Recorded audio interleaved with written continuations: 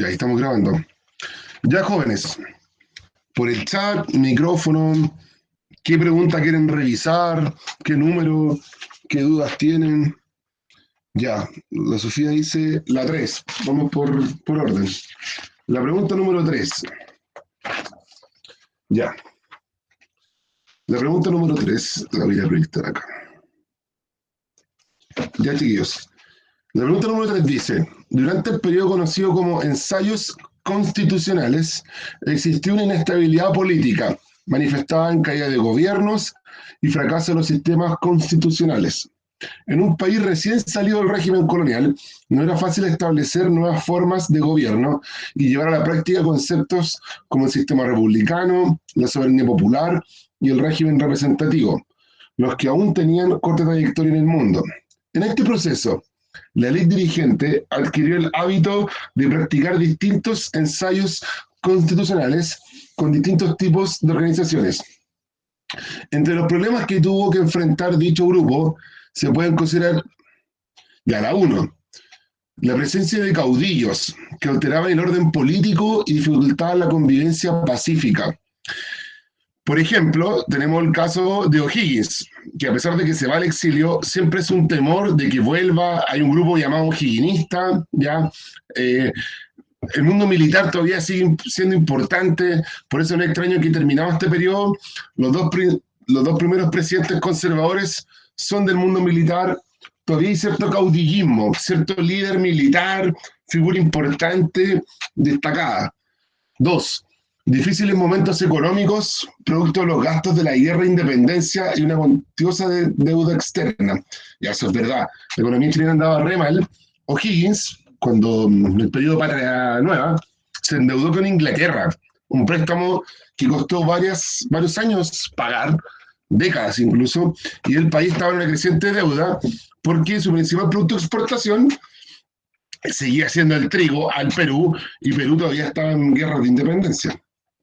3, la falta de instrucción política y de interés cívico de una población mayoritariamente rural y que mantenía fuertes elementos culturales coloniales. Sí, siguen, por ejemplo, los mayorazgos, eso de que la propiedad le hereda el hijo mayor, por ejemplo, y no tienen conceptos políticos. Pensemos que han vivido sobre una monarquía durante 300 años.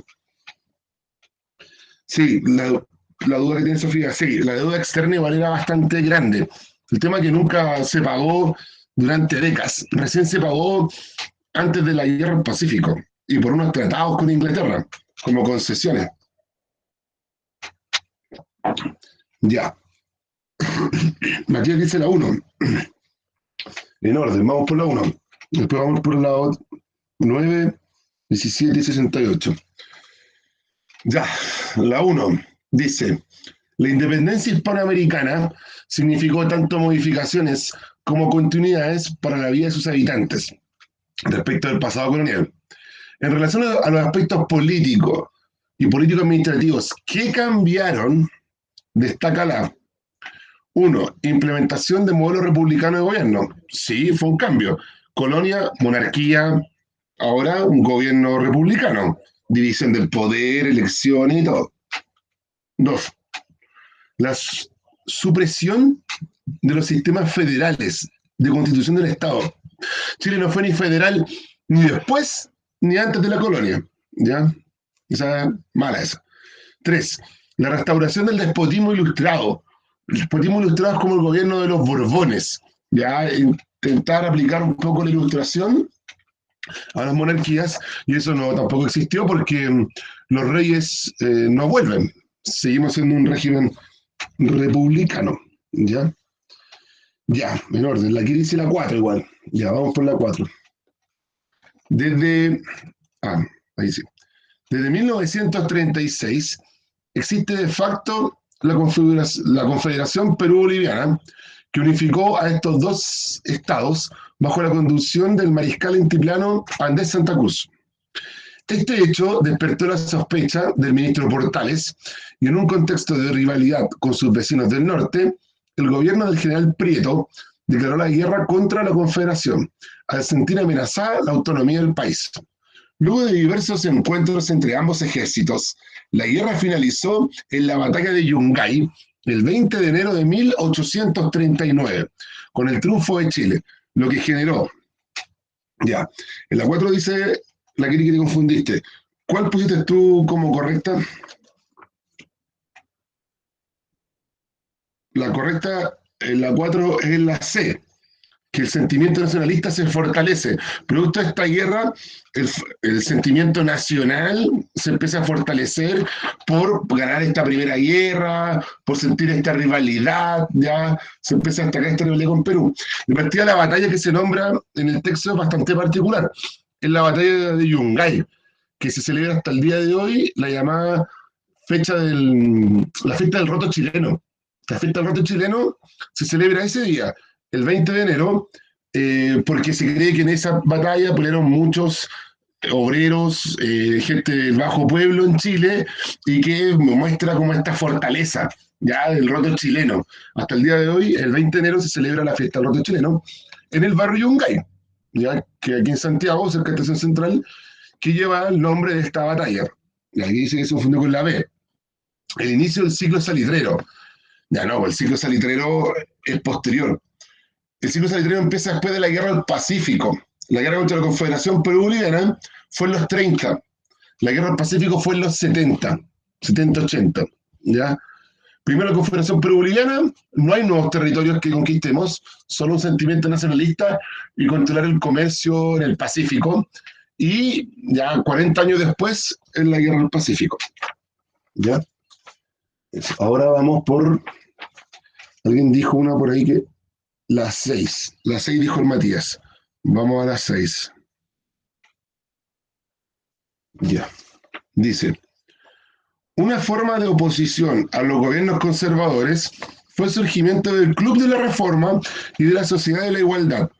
Esto permite afirmar que dentro del país estaban haciendo una nueva forma de sociabilidad política, ya que estos clubes estaban integrados por, o sea, no olvidemos que la Sociedad de la Igualdad, el Club de la Reforma, son las primeras organizaciones liberales, ya que después del 49 van a dar origen al Partido Liberal. ¿Por quién estaban integrados? Ya, uno, trabajadores artesanales, pequeños y medianos comerciantes urbanos. Ya, ahí era difícil que quizás lo supiéramos. Siempre hemos creído que las organizaciones del siglo XIX, fundamentalmente liberales, eran bastante elitistas. Y eso es así. Lamentablemente, para los que no sabían, la Sociedad de la Igualdad, como su elemento bastante particular, es que también integró artesanos. Y a eso le da como un carácter bastante particular. Por lo cual la uno es correcta. Y la dos, obviamente que sí. Hemos sabido que el mundo liberal nace de intelectuales y estudiantes, muchos de ellos vinculados a la Universidad de Chile. Y la tres, dirigentes de distintos gremios, sindicatos y el Partido Socialista. No, el Partido Socialista se funda como un proto-partido socialista en Chile a fines del siglo XIX. Ya todavía no tenemos organizaciones obreras importantes. No hay mancomunales, no hay mutuales ni sindicatos. Eso falta todavía en la historia de Chile. Ya. Sí, bien. Ahí vamos aclarando dudas y ya después vamos mejorando.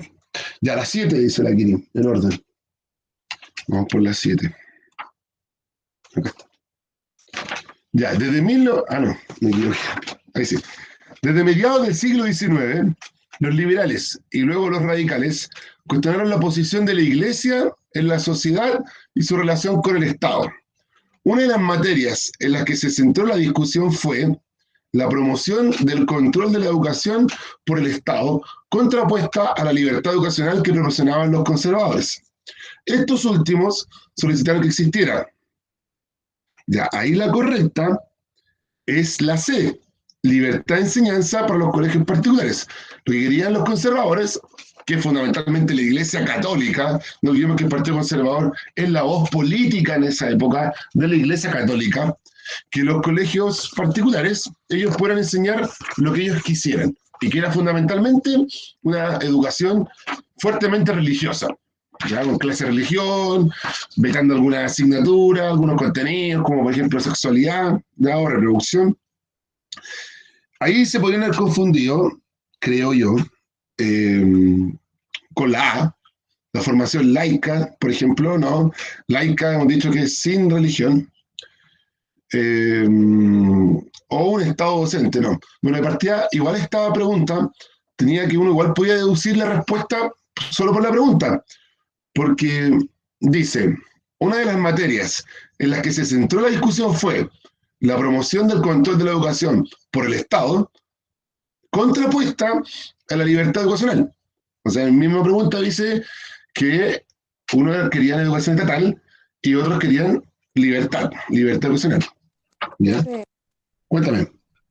creo que en esta pregunta tenía una duda porque me confundí mucho con lo de libertad educacional, porque yo como que deducí que se trataba de que, como lo que querían los liberales, que más allá de que los conservadores querían como un catolicismo, yo pensé que era como una contradicción en ese sentido, porque libertad educacional lo tomo como que pueden estudiar lo que quieran en culto y todas esas cosas. Y eso es lo que los conservadores no querían, querían solamente catolicismo, no sé por qué me confundí mucho.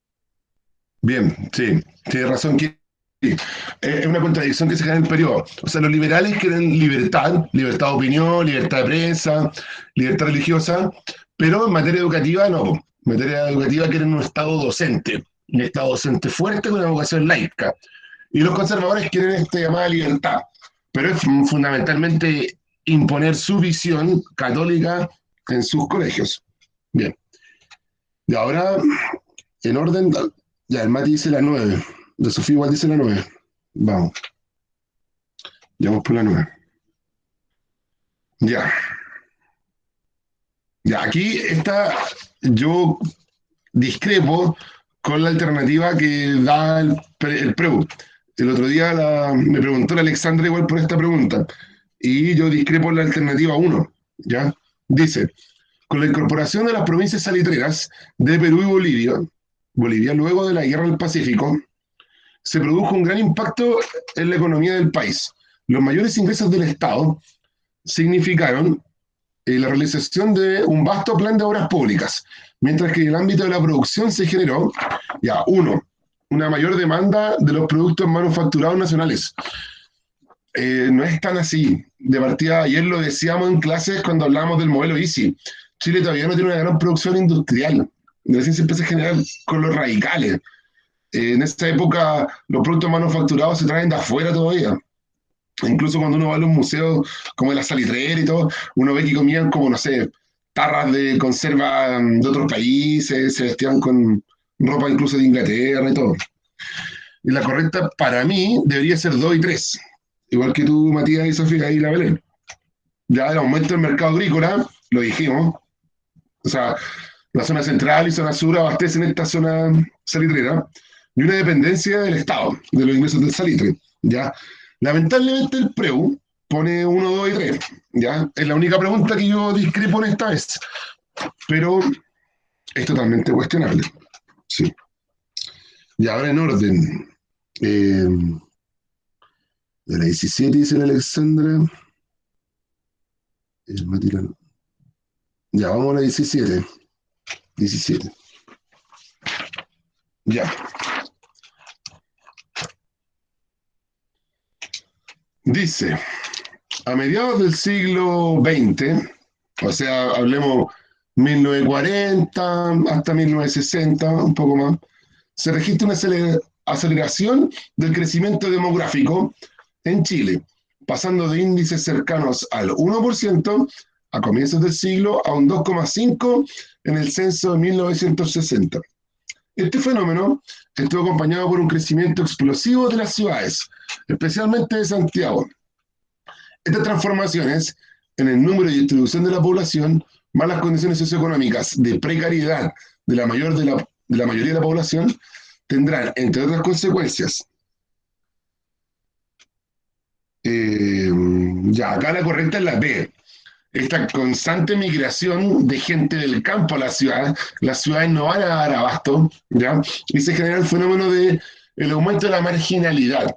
Aquí hablamos de marginalidad, de vivir primero en los márgenes de la sociedad, o sea, perdón, de la ciudad, en los márgenes de la ciudad, afuera, alrededor de río, línea del tren, ¿ya? y las llamadas poblaciones callampas, que surgen en esta mitad del siglo XX, que es un concepto que vamos a tratar, yo creo que unas 2 semanas más, cuando terminemos ya los gobiernos radicales, ¿ya? Y que también está muy ligado a los gobiernos radicales. Al aumentar la actividad industrial, la gente ve como atractivo venirse a Santiago. Ya. Acá se podrían haber confundido, por ejemplo, con la C, la creación de soluciones habitacionales como los CITE y conventillos. Los CITE y conventillos son soluciones de fines del siglo XIX, principios del siglo XX, cuando hablamos de la llamada cuestión social. Pero acá no van a dar abasto. Surgen poblaciones, como las llamadas poblaciones callampa, y es un fenómeno de toda América Latina. En Brasil surge la favela, en Argentina la vía en miseria y más. Ya. Alguien dijo, esa la que leí fue la 17. Ya. Más dice la 20. Ya, vamos por la 20. 20, 21, 22. Ya. 20. Ya. Ya, la 20. La reforma agraria se instaló como un elemento de discusión en la primera mitad del siglo XX en Chile. Sin embargo, su materialización se llevó a efecto a fines de la década del 50, en una dimensión reducida durante el gobierno de Jorge Alessandri y luego en una forma más profunda en los 2 periodos presidenciales siguientes. Lo que buscaba resolver esta política era la concentración de la propiedad en grandes latifundios, que en diversos casos incluían tierras que no se explotaban en toda su capacidad. Por otra parte, la reforma agraria buscaba, ya acá las correctas de 1 y 3, ya, dar acceso a la tierra a campesinos que no tenían posibilidad. De ahí viene el eslogan clásico de la reforma agraria, que era como la tierra para el que la trabaja. ¿Ya? La idea era que los inquilinos, fundamentalmente, que son los que mejor se vieron beneficiados, pudieran explotar tierras que no les pertenecían. Eran tierras que trabajaban, la hacienda y los latifundios, pero que ahora se expropiaban y se las entregaban. ¿Ya? Y la 2 no es, porque dice terminar con la propiedad privada. Y no, la reforma agraria estableció un límite de propiedad. En el gobierno de Frei se establecieron 80 hectáreas de riego básico. Ese va a ser el límite. No puede haber un fondo más grande que 80 hectáreas. El resto de las 80 hectáreas se expropiaba y se repartía entre los campesinos. E incluso tampoco había una colectivización. Habían periodos, como lo llamamos asentamientos, que eran como una transición de 5 años, donde los trabajadores producían la tierra de forma colectiva, ¿ya? Pero también después de esos 5 años podían optar a tener cada uno su pedazo de tierra. Y 3, promover la participación ciudadana en poblaciones que tradicionalmente no tenían. Sí, lo hemos dicho, ayer lo dijimos en clase, los sindicatos en los campos se prohibieron, los campesinos estaban excluidos, y producto de la reforma agraria también se los integra a esta política nacional, ¿ya? Organizarse y todo. ¿El límite de 80 hectáreas? No, no, ya no sigue. De partida la dictadura eliminó la reforma agraria. Muchos de los campesinos perdieron sus tierras y las recuperan los latifundistas, ¿ya? E incluso hoy día hay fondos muy grandes todavía, de 5.000, 10.000 hectáreas. Ya, la 21 igual dijo el Matías, parece. Ya, este es un poema de Neruda. Ya, acá el típico consejo que yo les digo, eh, cuando dice todos o son como tan radicales en el concepto de la alternativa, no es, porque en la sociedad nunca son todos. Es como, por ejemplo, yo podría decir, no sé, todos los profes de historia, no sé, son, no sé, tenemos fama de curado. Todos los profes de historia son curados, por ejemplo. El todo no, puede haber una excepción. ¿Ya? Y aquí también, cuando dice, en la alternativa 3 dice todos los artistas. Obviamente no. Hay artistas que no estaban comprometidos con la política.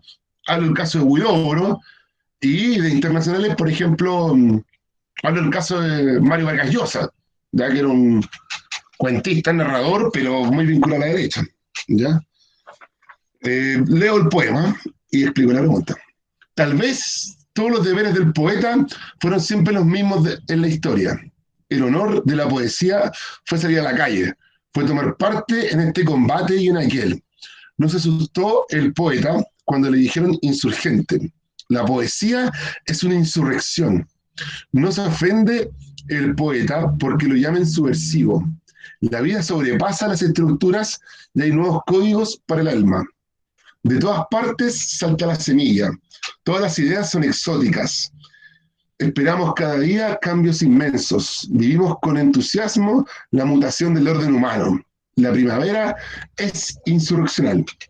El texto anterior permite ilustrar de buena manera algunas de las características presentes en la década del 60 y 70 en Chile, en el que se puede observar, ya, este es un texto de Neruda, y ahí mismo lo dice. Uno, el compromiso político del artista ante la red temporal. Sí, dice, el poeta es insurreccional, el poeta sale a la calle, ya, y estamos en los 60, 70, gobierno Allende, gobierno de Frei, movimiento hippie. Tres, una predisposición favorable hacia los cambios profundos de la sociedad. Sí, el tipo quiere hacer la revolución, insurgencia, ¿no? Y ahí la alternativa 3, cuando dice 3, un alineamiento de todos los artistas del periodo ante las ideas de un cambio. No, en partida si hablamos de todos los artistas, también incluimos, por ejemplo, la música. Ya tenemos a Víctor Jara como músico comprometido, pero tenemos, por ejemplo, no sé, los Huesos Quincheros en esa época, los Cuatro Cuartos, que son muy vinculados al pensamiento conservador. Ya. 22. Ya. 22. La Revolución Cubana provocó un fuerte impacto en los distintos sectores políticos y económicos de América. Por un lado, Estados Unidos aumentó la presión sobre los gobiernos latinoamericanos para contrarrestar la influencia del socialismo en sus países, y por otro, importantes grupos de izquierda, ya uno, ¿consideran la vía revolucionaria como forma para lograr los cambios sociales? Sí. Producto de la Revolución Cubana, muchos movimientos de izquierda ven a Cuba como un ejemplo, y ahí florecen muchos movimientos guerrilleros. El sandinismo en Nicaragua, la FARC en Colombia, algunos movimientos en El Salvador, también surgen algunos, por ejemplo, en Uruguay, ¿ya? Los montoneros en Argentina, por ejemplo. Podríamos incluir el MIR también en Chile, por ejemplo. Dos, hablar de la lucha armada como la fórmula de enfrentar la resistencia contrarrevolucionaria. No olvidemos que en la historia cubana, después del triunfo de la revolución, hay una invasión de exiliados cubanos, apoyados por Estados Unidos, la llamada Batalla de la Playa Cochinos, o Playa Girón, ¿ya? Donde los cubanos salen con armas, incluido Fidel y el Che Guevara, a resistir esta invasión, ¿ya? Eso te demuestra que la lucha armada existe porque ellos no te van a invadir con, no sé, con panfletos o promoción pacífica, sino que van a venir con armas, ¿ya? E incluso, podríamos decir que el golpe de Estado de Chile también justifica eso. Y tres, vieron en Cuba un ejemplo de lucha contra el imperialismo norteamericano. O sea, por ejemplo, Cuba está a 200 kilómetros de Estados Unidos y logró triunfar y expropia gran parte de las empresas norteamericanas. Se ve como un ejemplo. Por eso 1, 2 y 3. Ya. Profe, Cuéntame. es que tengo una duda que no es como exacta una pregunta, es como en general. Es que en todo el ensayo sentí que hablaban mucho de un imperialismo ideológico y que a veces también se podía como inferir hacia si había hoy en día un imperialismo ideológico, por ejemplo, con Estados Unidos y China y todo eso. ¿Se podría decir que es un imperialismo occidental?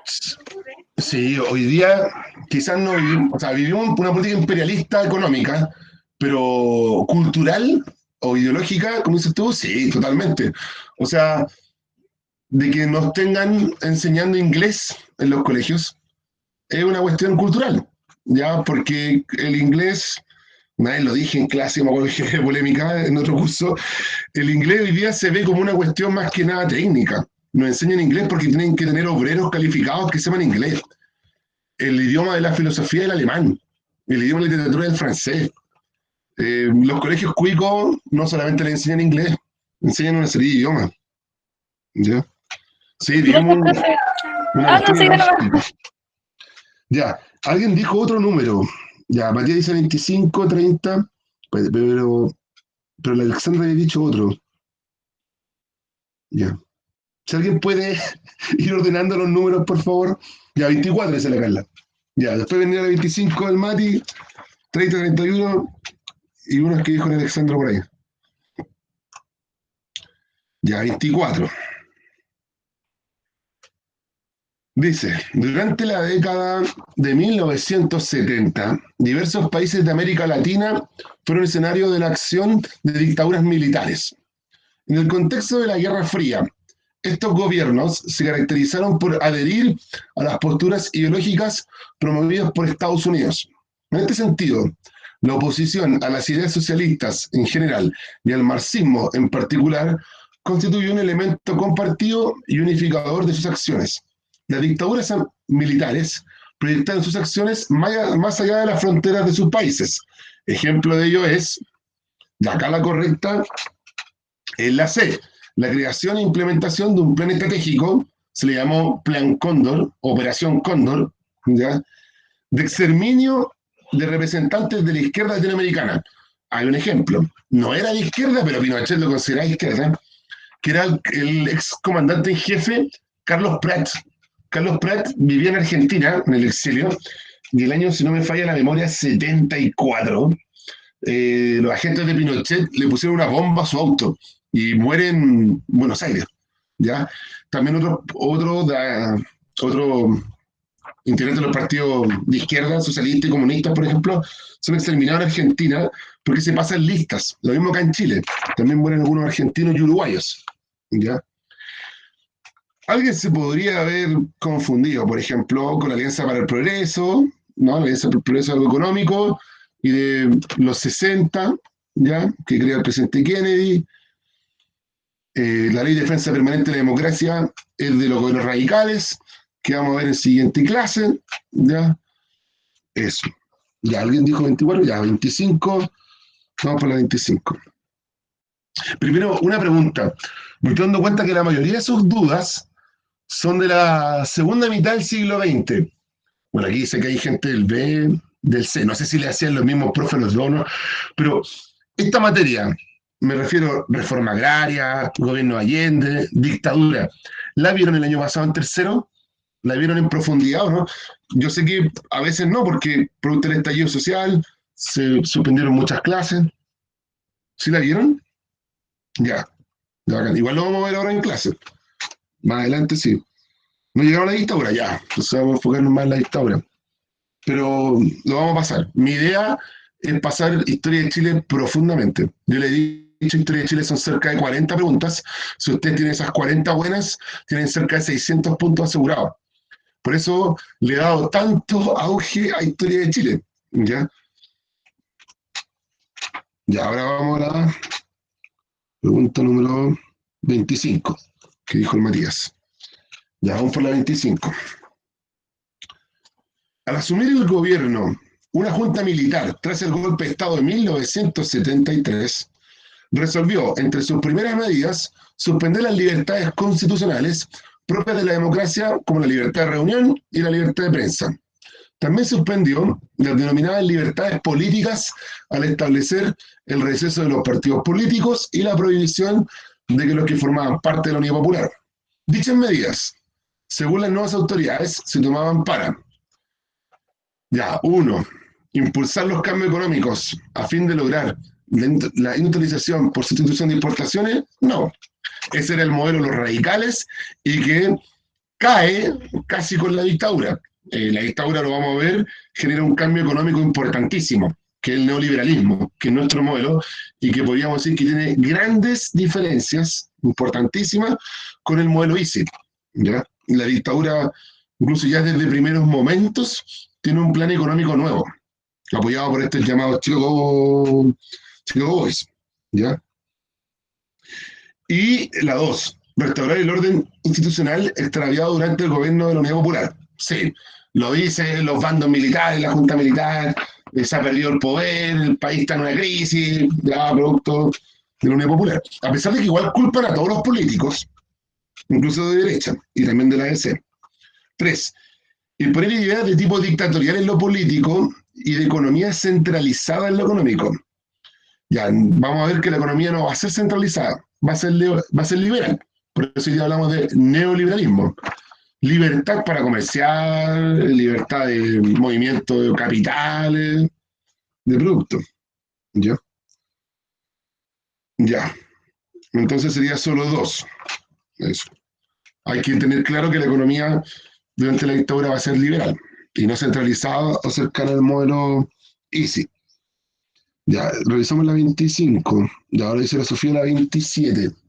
Vamos por la 27.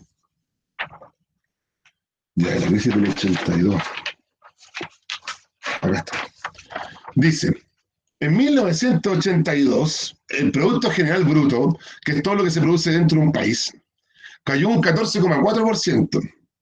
Entre 1981 y 1982, los términos del intercambio descendieron en más de un 20%, y el servicio de la deuda externa se elevó desde un 20% del valor de las exportaciones en 1978 a un poco menos del doble en 1982. O sea, creció un 40%. La inflación, que alcanzó un 9,5 en 1981, volvió a ascender nuevamente por sobre el 20%.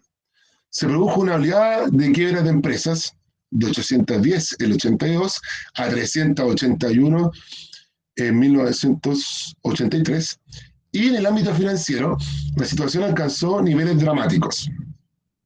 La crisis que afectó a la economía chilena, descrita en el texto precedente, tuvo una serie de consecuencias, entre las que es correcto mencionar una de carácter político, que es, ya, esta es la típica pregunta, jóvenes, que si ustedes se dan cuenta, leer el texto no importaba nada, porque el texto habla cifras económicas, del PIB, de la inflación, todo, y nos van a preguntar por consecuencias políticas. O sea, el texto fue una pérdida de tiempo. Por eso yo cuando les mandaba este afiche, siempre lean la pregunta antes. Cuando tengan texto, lean la pregunta, porque muchas veces nos hemos dado cuenta que el texto no sirve para nada y que la podemos responder sin saber lo que dice el texto, e incluso el texto no tiene relación con la pregunta. ¿Ya? Dice, la crisis que afectó a la economía chilena, descrita en el texto precedente, tuvo una serie de consecuencias, entre las que es correcto mencionar una de carácter político. O sea, además, no está soplando la pregunta, porque está diciendo que es una. ¿Ya? O sea, mal redactada la pregunta ahí, señor Pedro de Valdivia. 1. La articulación de la oposición política al régimen militar a partir de las protestas sociales. Sí, producto de la crisis del 82, nacen protestas sociales tremendas en poblaciones emblemáticas como la Victoria, la Legua, la Villa Francia, ¿ya? Hay protestas del sector del cobre, el sector estudiantil, las mujeres y más. Y la oposición se va a empezar a articular en torno a ese movimiento. 2. La modificación radical del modelo económico. No. Pinochet va a hacer ciertas reformas, fundamentalmente de caras, ¿ya? Mayor regulación del Estado en el sistema bancario, pero el modelo va a seguir igual. Y 3. La conformación de un nuevo gobierno de transición, formado por un amplio pacto de partidos políticos. No. Pinochet va a confiar en los políticos de derecha, nombra a Sergio Nofre Jarpa, que murió este año, pero no va a integrar a los opositores. ¿Ya? Ya, después de esta, que era la 27, alguien dijo 32, 31 dijo el Mati y la Sofía 32. O la 31. Ya. Ya, dice. La segunda mitad del siglo XIX presenció la expansión de Europa en el mundo, que a pesar de no ser totalmente novedosa, tuvo ciertas características como su dimensión y amplitud, que le hicieron única y peculiar.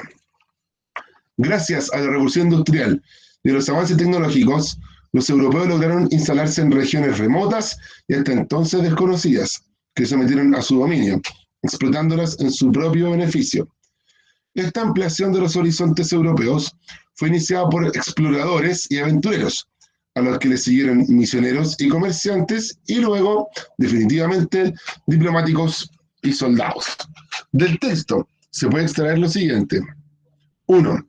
La tecnología y la revolución industrial facilitaron el expansionismo europeo en la segunda mitad del siglo XIX.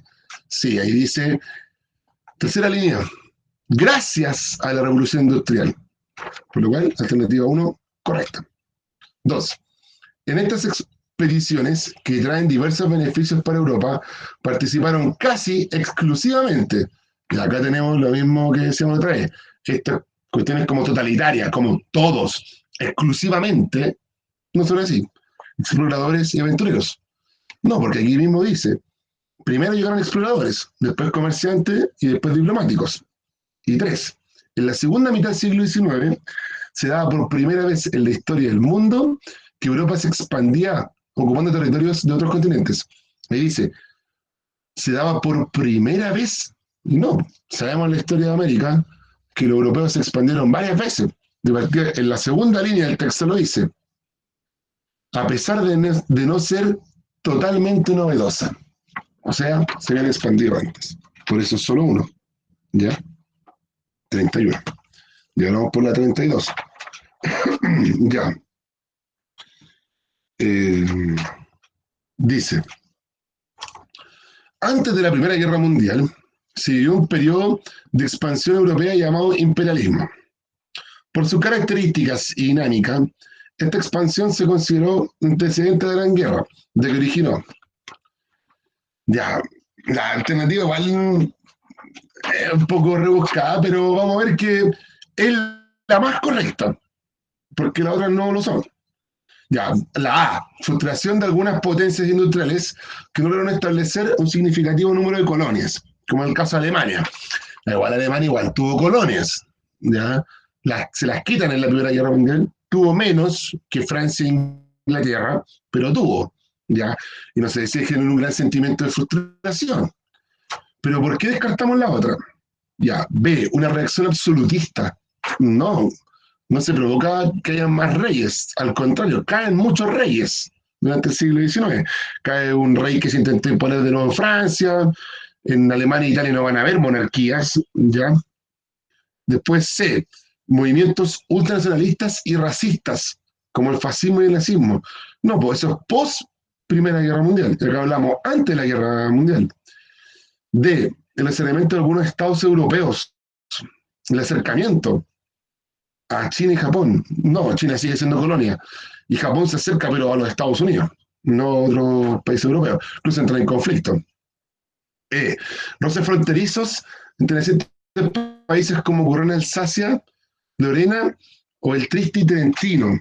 Ya, ya, la E igual podría haber sido, porque hubieron conflictos, hablo de 1870, por ejemplo, cuando surge Alemania, cuando se crea Alemania, se van a quitar constantemente el Alsacia-Lorena. De partida, los alemanes, lo primero que le quitaron a los franceses en la guerra fue esta, ¿ya?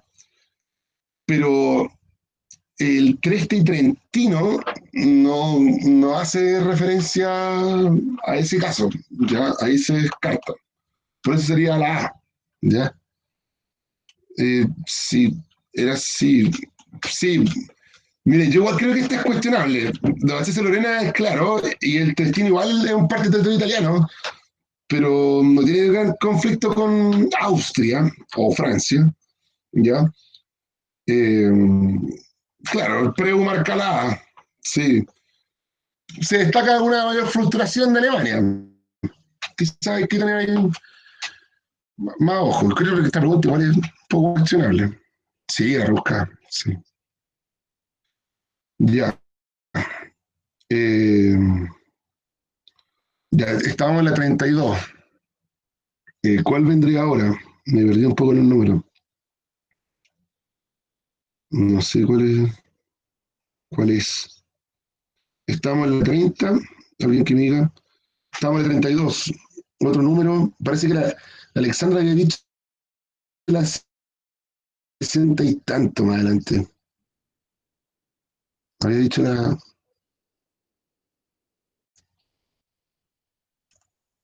68, dijo. Sí, 60. Vamos a poner, ya, 36. Ya vamos a poner 36.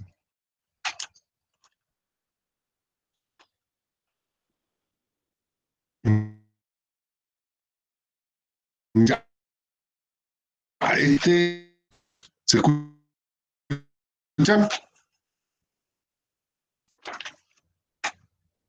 Eh, ¿Se escucha, jóvenes? Yo Sí, no me sí, se escucho. escucha. ¿Si usted se Sí. escucha? Que me respondan por el chat. ¿Sí? Ya, el Max. Ya. Este texto es de Hitler y habla sobre el espacio vital. Si lo resumimos en grandes palabras, es que fundamentalmente Hitler dice que Alemania es un país que crece demográficamente y que tiene lazos culturales con otros y que lo necesita ocupar. Lo necesita ocupar y que es espacio de este imperio alemán. ¿Ya? Y se refiere fundamentalmente a Austria, eh, aparte de Hungría, Checoslovaquia, Polonia. ¿Ya? Y está acá en el texto. Y acá la correcta sería la A. ¿Ya?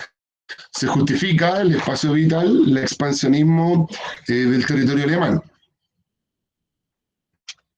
Del territorio alemán, ¿ya?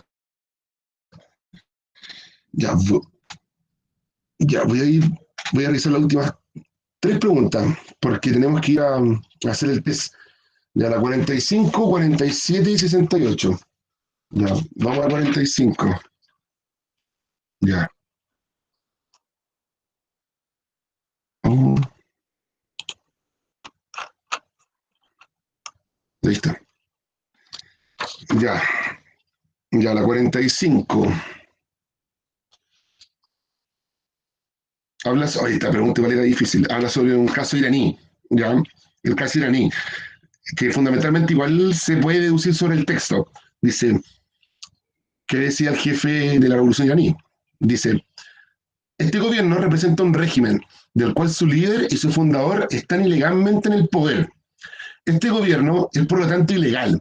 De esta manera anunciamos que este gobierno, que se ha presentado a sí mismo como un gobierno legal, es de hecho un gobierno ilegal. Solo los Estados Unidos y el Reino Unido lo están apoyando y han ordenado a sus ejércitos a tomar las medidas necesarias para llevarlo a cabo. El gobierno que nosotros representamos está respaldado por el apoyo de la nación y de Dios. Si negáis que el gobierno del SA es ilegal, estaréis, por lo tanto, negando la voluntad de Dios y de la nación. Alguien debe poner a este hombre en su sitio.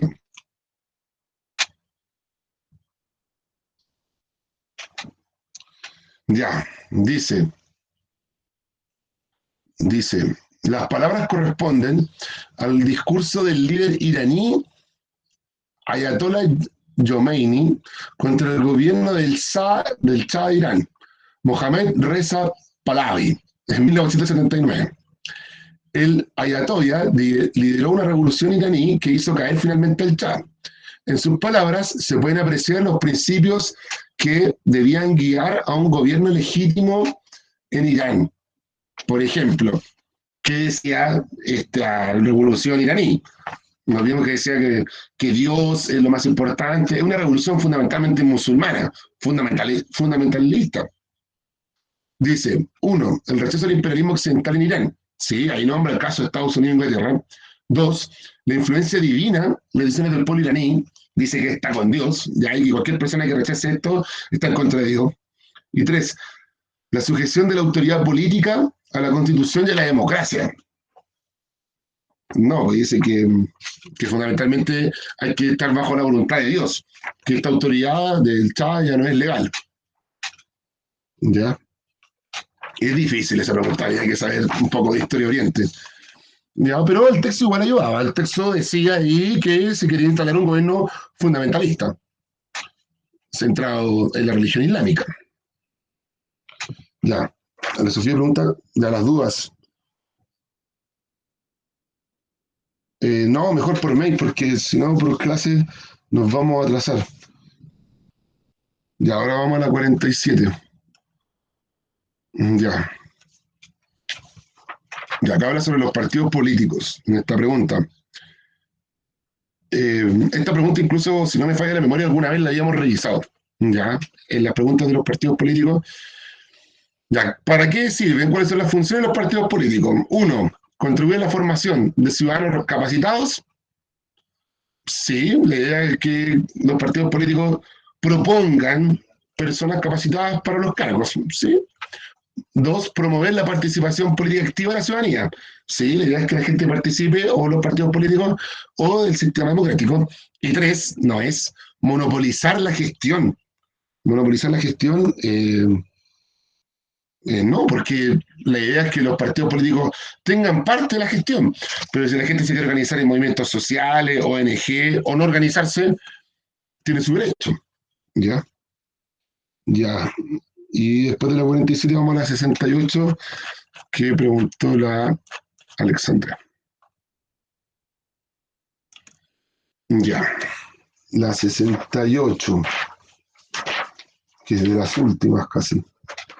Dice, uno de los principios básicos del sistema democrático es la existencia de un pluralismo ideológico y político, que está definido por las precondiciones para la coexistencia de distintos sistemas de valores y fragmentos de dichos sistemas en una misma sociedad y por ende para la existencia simultánea de comunidades de sentido completamente diferentes.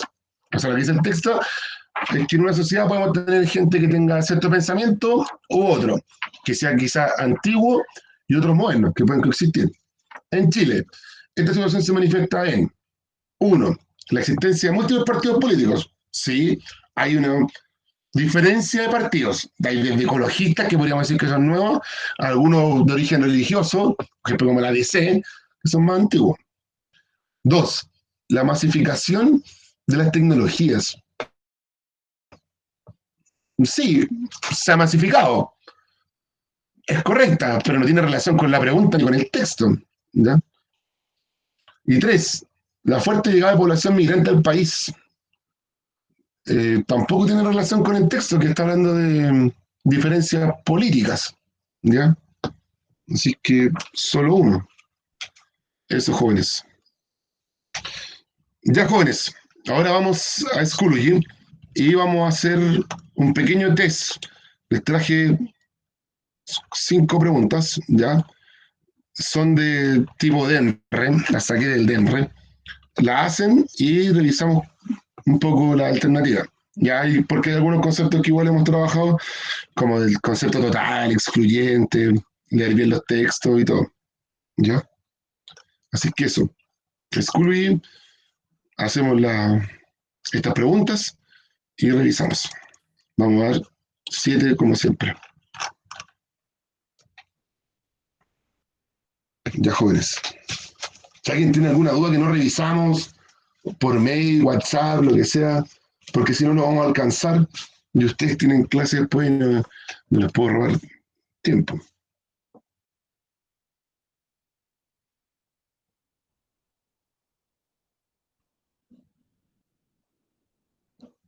Los que vayan terminando, me dicen listo.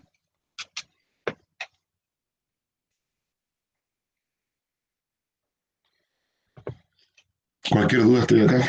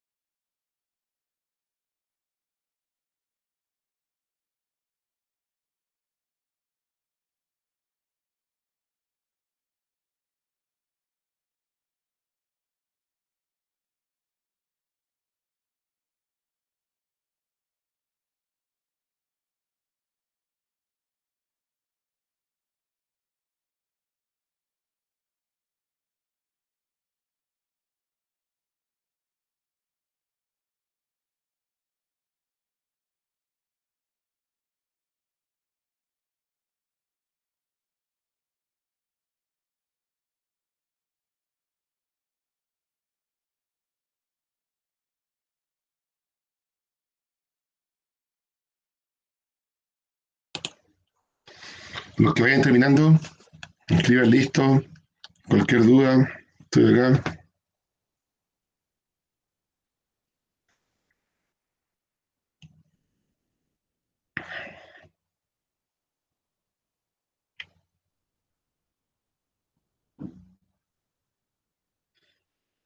Si se dan cuenta, gran parte de las preguntas del ensayo es materia que ya trabajamos igual. Nos queda la segunda mitad del siglo XX y el último ítem, que este llamado ítem como de economía, ¿ya? Que lo vamos a trabajar al terminar formación ciudadana. Mañana vamos a tener nuestra última clase del ítem de formación ciudadana. Vamos a hablar sobre el cambio climático, pero en Chile. Y ya después empezamos con la unidad de economía. Los jueves, porque en Historia de Chile vamos a seguir.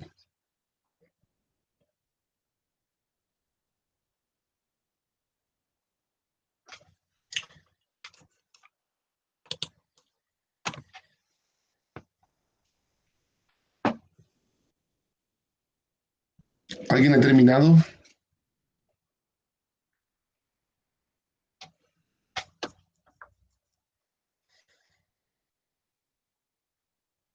De los puntajes, a mí me falta saber, o no sé si lo tendrá o lo hizo, la Valentina y la Kiri. ¿Lo hicieron?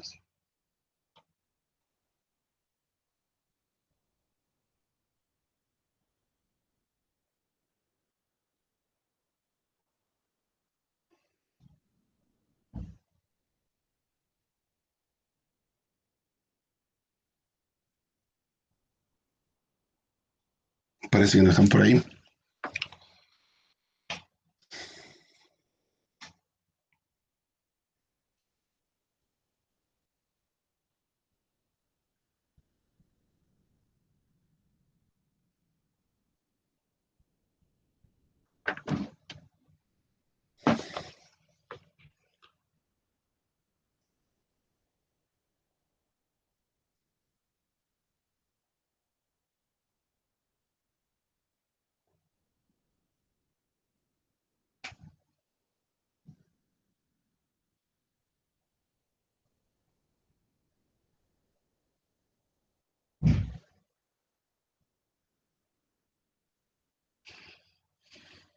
Ya, la Sofía terminó. ¿Quién más? ¿Quién más por ahí? Jóvenes.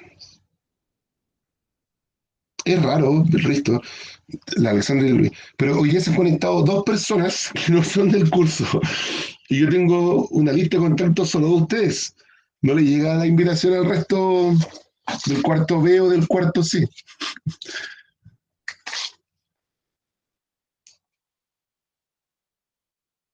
Ah, Araceli, eres de primero. Pero todavía estamos en la clase de cuarto. Nuestra clase es a las 12. Adiós, Araceli.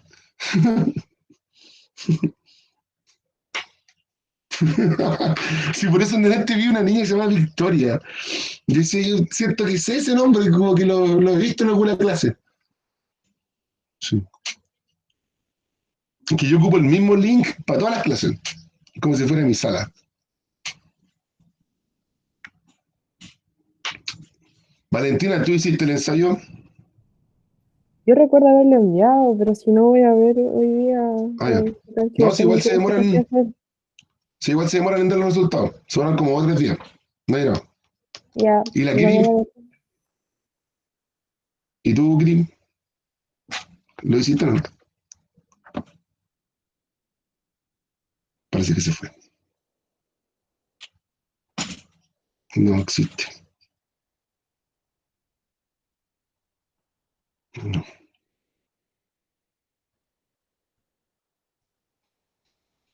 Ya, ahora era subir 30.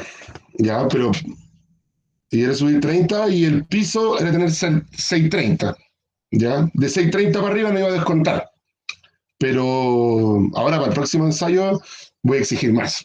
Yo creo que 650 al piso, porque ya hay que ir pensando más arriba. ¿Ya? Y de 30, que a uno suba a unas 40. ¿Ya? Ya, jóvenes, estamos, nos quedan 2 minutos, así que solo voy a dar las correctas y que alguno pregunte por ejemplo, ¿por qué? O alguna duda. Ya, la pregunta número 1 es un texto de Francisco Bilbao, liberal, bastante radical, de mediados de los 40 del siglo XIX. ¿Qué idea defendía él? Ya, la alternativa correcta. ¿Cuál era la 1? Si alguien se confundió o no, es la 1. ¿Cuál es la correcta? Los leo por el chat. Ya, ya la E. Propuso organizar un sistema político basado en el liberalismo. Sí, Bilbao es liberalista. Esa pregunta la habíamos trabajado en clase. Habíamos hablado de Francisco Bilbao. Ya acá se habla de una promoción que se mostraba en el cine sobre automóviles, ya de Estados Unidos. Y la alternativa correcta es la 2. ¿Cuál es? Es la 2. Si alguien se confundió, la D. Ya, la influencia del estilo de vida estadounidense. Tanto el cine como el automóvil. ¿Ya? ¿Sí? Y ya, en la 3, no sé si tuvieron dudas. Yo en algún momento me confundí entre la B y la A. ¿Ya? No sé si en la 3 se confundió alguien entre la B y la A. La correcta es la A, ¿ya? Porque en Chile no se van a formar organizaciones político-militares, sino que van a ser movimientos sociales, más que nada, que van a seguir como ejemplo al Che, pero no se van a crear organismos guerrilleros, así como la FARC, por ejemplo, ¿ya? La 4 habla sobre un texto fundamentalmente de cómo el rock y la juventud se radicalizan, ¿ya? Acá es 1, 2 y 3, ¿ya? La juventud de la época hippie, revolucionaria, va a utilizar también la discografía. Y ahí la pregunta 5, que me interesa revisar. La tabla adjunta muestra unos resultados del proceso de reforma agraria en Chile, en el cual está directamente relacionado con los propósitos que se plantearon para impulsar este proceso. De acuerdo a la información de la tabla, ¿qué consistía este propósito? La reforma agraria tuvo muchos propósitos. Nos revisamos una pregunta recién.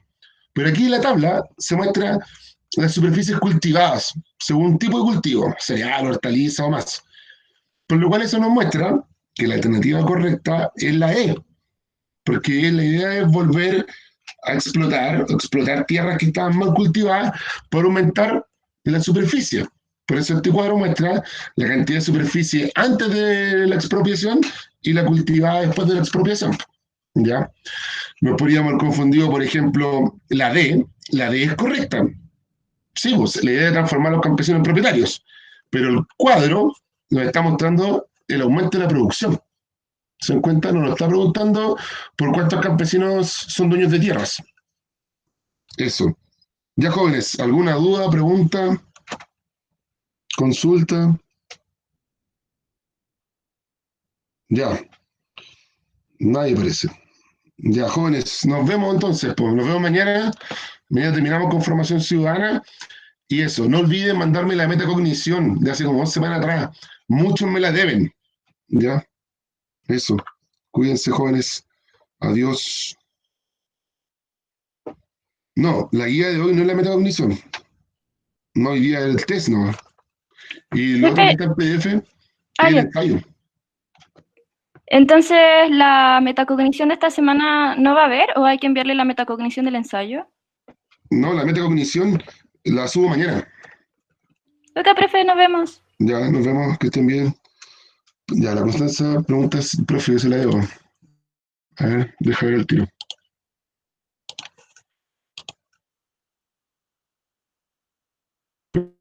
Presentarse porque como no puedo mostrar. Ya, voy a hablar.